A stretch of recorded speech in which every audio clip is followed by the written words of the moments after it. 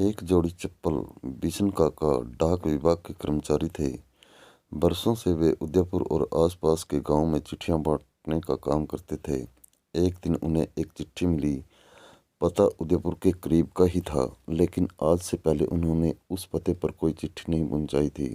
रोज की तरह आज भी उन्होंने अपना थैला उठाया और चिट्ठियां बांटने निकल पड़ा। सारी चिट्ठियां बांटने के बाद वे उस नए पते की ओर बढ़ने लगे। दरवाजे पर पहुंचकर उन्होंने आवाज़ दी, पोस्टमैन। अंदर से किसी की आवाज़ आई काका, वहीं दरवाजे के नीचे से चिट्ठी डाल दीजिए। अजीब लड़की है, मैं इतनी दूर से चिट्ठी लेकर आ सकता हूँ और ये महारानी दरवाजे तक भी नहीं निकल सकती। काका ने मन ही मन सोचा। बाहर आइए, रजिस्ट्री आई है, हस्ताक्षर करने पर ही मिलेगी। काका खींचते हुए बोले। अभी आई, अंदर से आवाज़ आई। काका इंतज़ार करने लगे, पर जब 5 मिनट बाद भी कोई नहीं आया तो उसके सब्र का बांध टूटने लगा।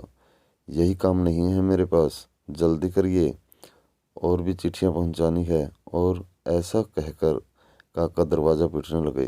कुछ देर बाद दरवाज़ा खुला। सामने का दृश्य देखकर काका चौंक गए। एक 11-12 साल की लड़की थी, जिसके दोनों पैर कटे हुए थे। उन्होंने अपनी अधीरता पर शर्मिंदगी हो रही थी। लड़की बोली, क्षमा कीजिएगा, मैंने आने में देर लगा दी। बताइए, हस्ताक्षर कहाँ करने हैं? काका ने हस्ताक्षर कराए और वहाँ से चले गए।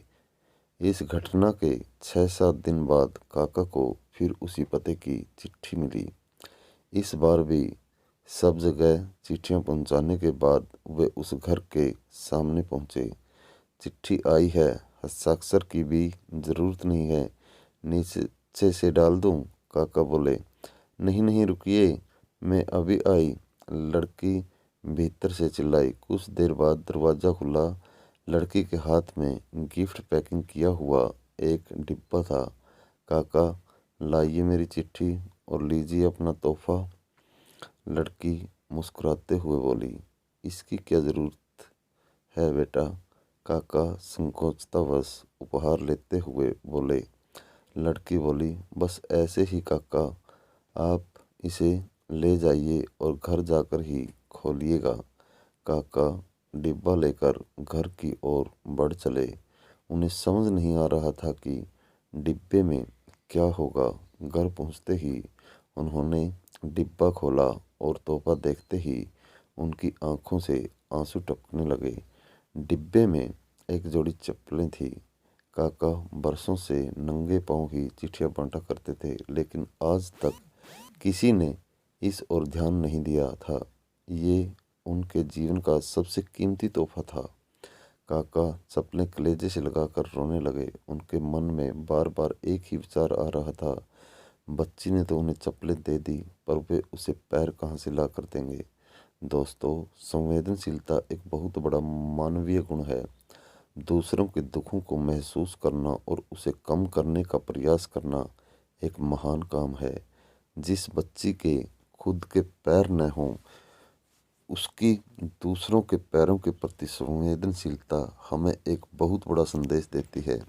आइए हम भी अपने समाज, अपने आस पड़ोस, अपने यार मित्रों, अजनबियों, सभी के प्रति संवेदनशील बने। आइए हम भी किसी के नंगे पांव की चप्पलें बने और दुख से भरी इस दुनिया में कुछ खुशियां फैलाएं। दोस्तों, ऐसी ही कहानियाँ सुनने के लिए हमारे चैनल को सब्सक्राइब करें और बेल आइकन को प्रेस कर लें, ताकि आगे आने वाली वीडियो का नोटिफिकेशन आपको मिलता रहे। आपको यह कहानी कैसी लगी है, आप हमें कमेंट करके बता सकते हैं, और कहानी को लाइक करके शेयर करना न भूलें। धन्यवाद।